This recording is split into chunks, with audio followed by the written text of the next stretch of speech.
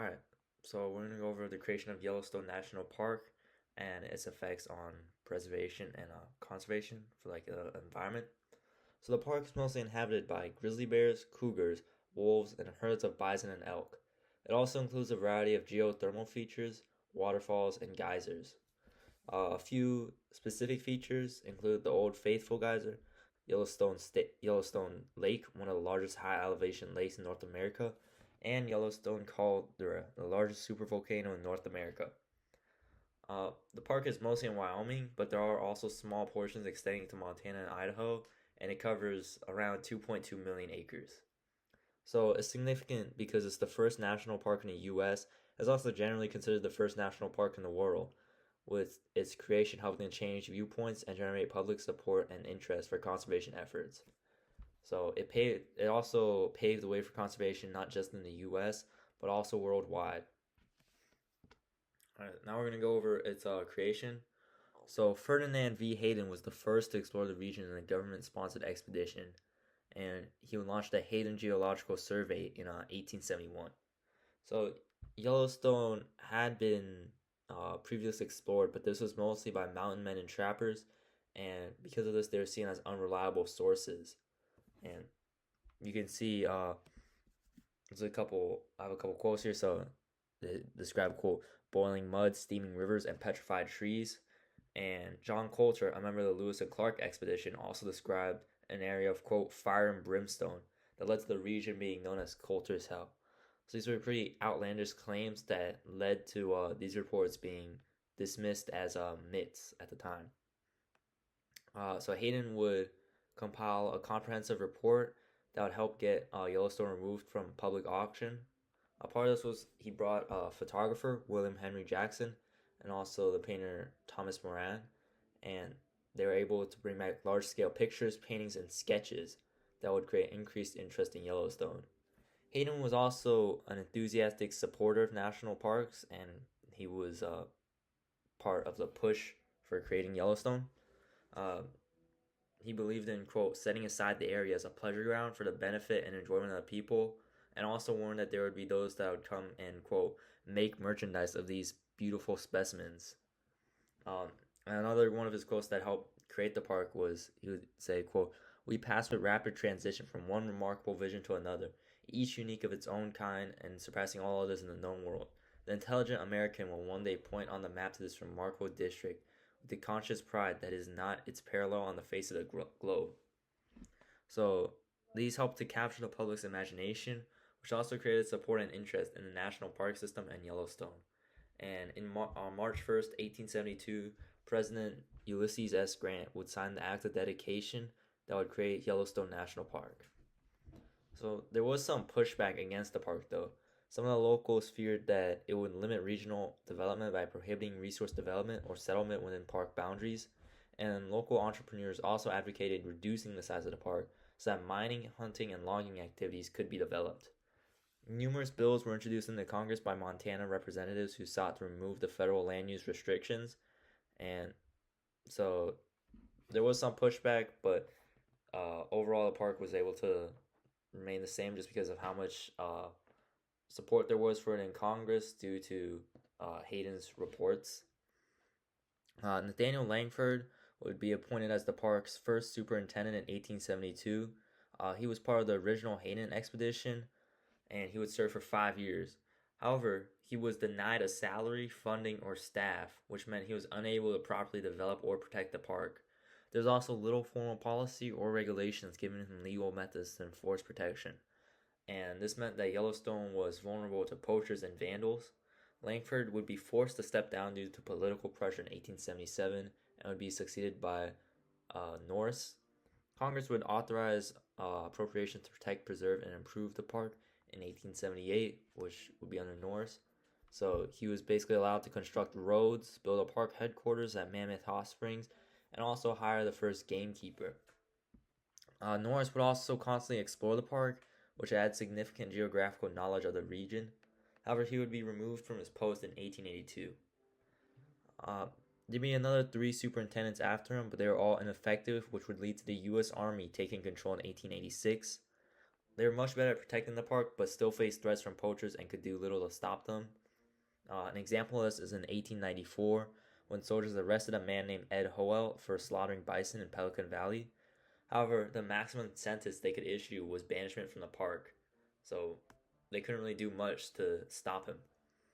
Uh, however, Emerson Hu, a well known journalist, was present at the arrest and wired his report to Forest and Stream, which was a popular magazine at the time. And then its editor, uh, George Bird Grinnell, would help create national outcry. This would lead to Congress passing the National Park Protection Act 2 months later, which increased the Army's authority for protecting park treasures. However, the Army was not used to running a national park, and each of the 14 national parks was also separately administered, which led to uneven management, inefficiency, and a lack of direction. This would lead to the National Park Service Organic Act being passed by Congress and approved by President Woodrow Wilson on August 25th, 1916, which would lead to Yellowstone's first national park rangers. Later on, uh, so Yellowstone would be designated an International Biosphere Reserve on October 26th, 1976, and a UN World Heritage Site on September 8th, 1978. The park would also be placed on the list of World Heritage in Danger from 1995 to 2003 due to the effects of tourism, infection of wildlife, and issues with invasive species. In 2010, Yellowstone National Park would also be honored with its own quarter under the America the Beautiful Quarters program. Alright, so a couple of significant effects. So Yellowstone spearheaded the idea of a national park and led to protection of other monuments as well, such as Yosemite in 1890 and Mount Rainier in 1899. Yellowstone also helped to shift public view away from the kind of first come, first served settler mentality that dominated the early 1800s, especially with the push to expand west and manifest destiny. And it also created the idea that land should be protected in order to serve the public for generations to come. The creation of Yellowstone would also protect millions of acres, including a variety of habitats and wildlife, as well as historical and archaeological sites. The creation of Yellowstone and the National Park System also helped lead to other federal conservation policies. This includes the Antiquities Act of 1906, which set aside additional national parks and historic areas for preservation. The creation of the Park Service in 1916, which was created to preserve and manage the national parks and other significant historic sites and landmarks, and also the evolution of the Department of the Interior to also managing the national parks and conservation efforts. Uh, and some extra facts that I wasn't able to mention in the prior section. So Native Americans had a significant part in the park. Native, so they had been in the region for hundreds of years, with at least 27 federally recognized native tribes connected to the area. The only year-round residents, however, were small bands of eastern Shoshone, known as sheep eaters, and they would be removed through a treaty in 1868, under which the sheep eaters ceded their lands but retained the right to hunt in Yellowstone. However, the U.S. never ratified the treaty and also refused to recognize the claims of any tribe over Yellowstone. There are constant tensions with these tribes as the government worked to exclude them from national parks, which led to frequent conflicts.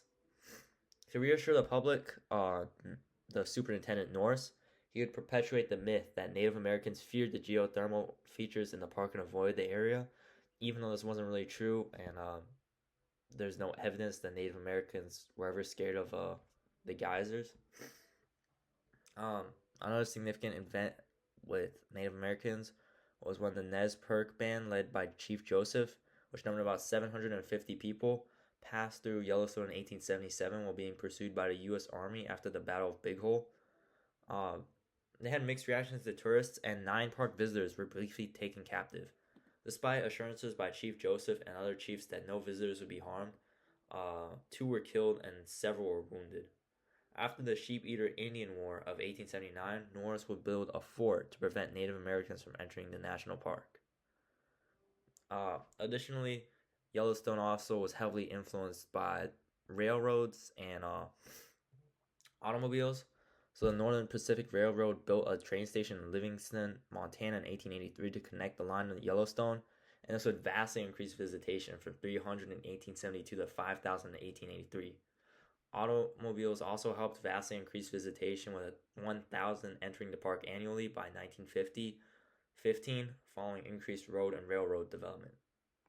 Now, today, Yellowstone is still a popular national park. However, it faces new issues with climate change, warmer temperatures, and increased wildfires. Additionally, climate change has also caused the timing of snowfall and spring runoff to change, which has affected several species.